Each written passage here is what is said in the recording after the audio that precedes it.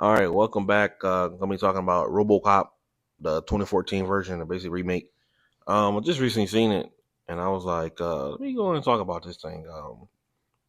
Kind of missed a bunch of things when I seen it the first couple times. I think I was just watching it just because of RoboCop, but watching it this time, and I was like, pretty, I guess, acceptable remake enough. I mean, I feel like it's kind of too long, honestly, because I didn't really watch it all. I think I cut it short once. I think towards the end when he was kind of figuring out everything, and maybe I've seen it a bunch of times, but um, basically about a cop who was investigating someone, kind of got too close, so they got him whacked, blew his whole car up in front of his whole in his driveway, and he was just basically just done for, honestly, and it was a perfect candidate for this company because they were trying to get robots, fight the wars and uh, do policing and all that, but society wasn't really ready for that because they don't really have a conscious, to feel for a kid getting, whatever, or they just do act on, I guess, whatever they're programmed to do, so they don't really have a conscience as a man or a person. But so he was a perfect candidate, and when I'm looking at it, because after a while when they did it and he came through and he was trying to register everything, so he told him to take him apart, and he was only left with just lungs and a brain and I think a hand. In the picture, I was like, yo, what happened to his half leg and his arm?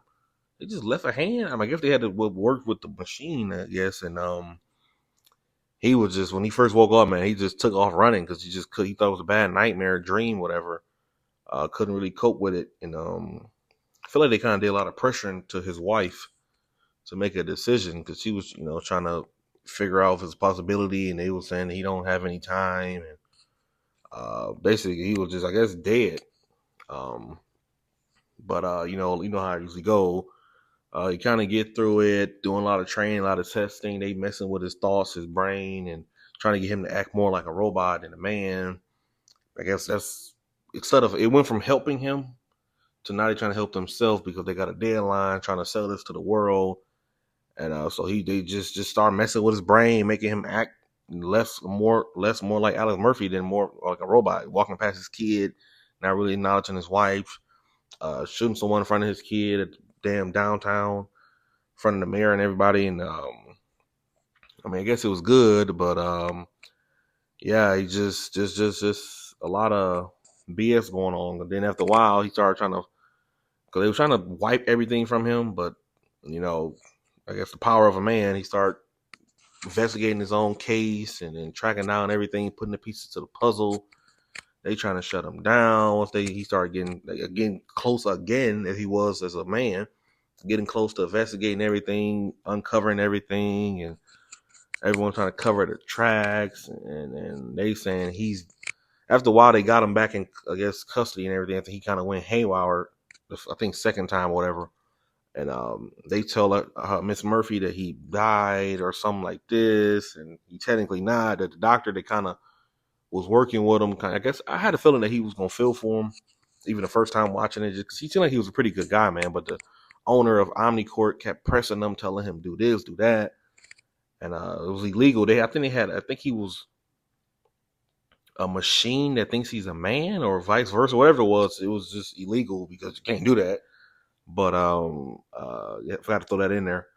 And yeah, so they trying to keep him away from her, from seeing her, Miss Murphy, because they see if he sees her, everything will hit the fan, whatever. But they do all meet on his roof. But he got like this some type of red asset that the program doesn't go against. But like I said, the power of a man overcomes all of the obstacles I guess you could face. But yeah, so he takes him out in front of his kid and everything. I'm just throwing that in there, but yeah, Alex Murphy takes out the owner, because he's a comeback. But it's a pretty good movie though, man. Good remake. I think I was just tired of seeing RoboCop so many damn times, and then basically playing the game, and I think I just had enough of it. But it's very decent though. Like I said, by all means, I think it's like a 7 out of 10. A lot of good CGI. Um, Good things to see. I love it, like his whole fit, the black over the chrome looks pretty good. I don't really know what else to say. A bunch of, like I said, stunning visuals and then interesting ideas. There's a lot going on in 2 hour, I think, 2 hour movie. So I say sit back, buckle up if you haven't seen it, and be in for a ride, dude. It's not bad at all. Very enjoyable if fan of RoboCop. Like I said, I've seen it too many damn times. Came out in 2014, so I can't tell you how many times I've seen it. But every time I do see it, I get involved up until a point I be like, okay, I'm out of here. But overall, like I said, decent remake. Guys, let me know what you guys think. Catch you guys next one. Peace.